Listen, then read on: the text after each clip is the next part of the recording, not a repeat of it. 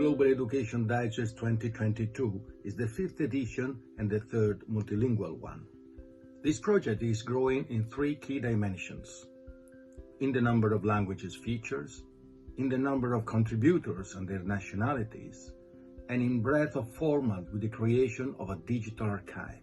This edition includes 1975 articles, 339 books in 10 different languages. The expansion of the team is partially the result of interest generated by the International Summer School on Research and Global Education and Learning, which was hosted in June 2023 by the UNESCO Chair in Global Citizenship Education in Higher Education at the University of Bologna in close cooperation with Angel. The 5th edition of the Multilingual Global Education Digest will be soon transformed into a freely searchable digital archive available online. Per la sezione italiana del Multilingual Education Digest 2022 si è creato un gruppo di giovani ricercatori di diverse università italiane. Tra queste l'Università di Bolzano con Stefania Moseri e Giulia Filippi, Modena e Reggio con Laura Landi, Verona con Francesca Rapanà e Bologna con Raffaella Fagioli, Martina Giurato, Carla Inguaggiato e Luca Vittori. This edition includes 17 publications for 2021 and 8 from previous years, not included in the last edition. Taking only the publication of 2021 into consideration, of these 9 are scientific articles, 3 books, 2 contributions in monographs, 1 doctoral thesis, and 2 reports. The number of publications on topics related to global citizenship education in 2021 is lower than in 2020, but exceeds that of 2019 and 2018. It is assumed that events related to the COVID-19 pandemic negatively affected the total number of publications in 2021. In the last 4 years in Italy, publications that focus on theoretical and conceptual aspects were on average the most frequent.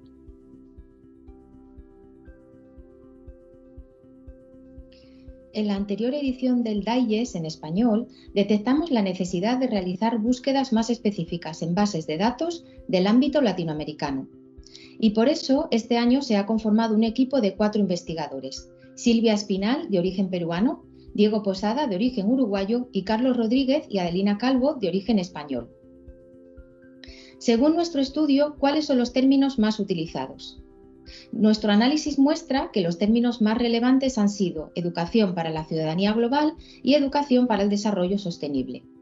En España, sin duda, la Agenda de los Objetivos de Desarrollo Sostenible y la nueva Ley Orgánica de Educación, que plantea la necesidad de introducir el enfoque de ciudadanía mundial, están favoreciendo este cambio. En Latinoamérica, estos términos han logrado posicionarse en la agenda educativa de la región a partir de los reportes de UNESCO y de las políticas de los países latinoamericanos alineadas con estos objetivos mundiales. Además, educación para las pedagogías críticas está presente en varias publicaciones, lo que muestra un importante interés por estos enfoques críticos que enfatizan los procesos de co-construcción y diálogo en los espacios educativos siguiendo el modelo de Paulo Freire. El término educación intercultural también tiene peso en las publicaciones de la región. Esto se debe a que América Latina es una región con una gran diversidad de grupos étnicos raciales, con lenguas, tradiciones y costumbres particulares. En segundo lugar, ¿qué temáticas aborda la literatura y en qué formatos se publica? Según nuestro análisis, tanto en España como en Latinoamérica, la mayoría de los trabajos analizados fueron estudios teóricos y los que hacen referencia a la educación formal. Por el contrario, el ámbito de la formación de formadores y la educación informal son los que tienen menos peso. Es llamativa la ausencia de trabajo sobre voluntariado internacional, estudios en el extranjero y hermanamientos educativos. Y hay 2 novedades importantes este año: la finalización de varias tesis doctorales sobre la temática, así como la presencia de estudios que abordan el análisis de políticas.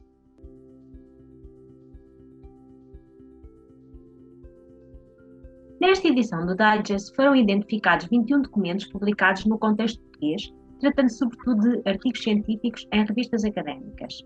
Foi possível identificar também publicações de literatura cinzenta, nomeadamente cursos educativos da autoria de organizações da sociedade civil, por vezes em colaboração com a academia e instituições públicas. Quanto à temática base, a maior parte das publicações incide no domínio da educação formal, seguindo-se a estas as publicações de natureza teórica ou conceptual.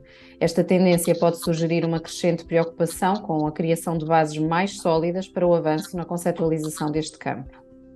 Na linha do que temos verificado nas últimas edições do Digest, o conceito de educação para o desenvolvimento continua a ser relevante, sobretudo do ponto de vista político, sendo frequentemente utilizado em conjunção com o de educação para a cidadania global. Em suma, esta compilação do Digest permitiu verificar um aumento de publicações neste âmbito em contexto português na última década. Importa agora investigar os trabalhos compilados com o propósito de compreender melhor a evolução, o foco e as tendências neste campo. Gostaríamos de terminar destacando que foi com agrado que também neste ano podemos trabalhar colaborativamente com a equipa brasileira, incluindo publicações em língua portuguesa de ambos os contextos. Continuamos apostados em considerar futuramente outros países de expressão portuguesa, o que virá sem dúvida enriquecer este trabalho.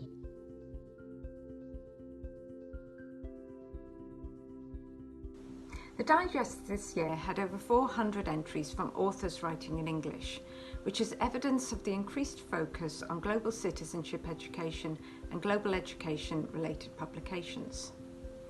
There were publications from across the world where authors looked at global education in a range of country contexts and institutional settings.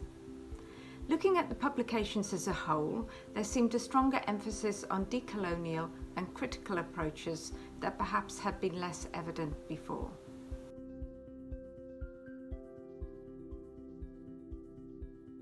Finland participated in the Global Education Digest for the first time. Although most research is published in English due to performance-based funding in Finnish universities, our team was able to still find a total of 105 publications in Finnish from the period of last 5 years, between 2017 and 2021. There is a diversity of concepts used in Finland around global education. Based on our review, global education is still the most common keyword used, whereas global citizenship education did not feature that much yet. Conceptual clarity and potentially new directions are necessary also in the Finnish context. As an example, the relationship between global education and environmental and sustainability education needs to be further explored and clarified.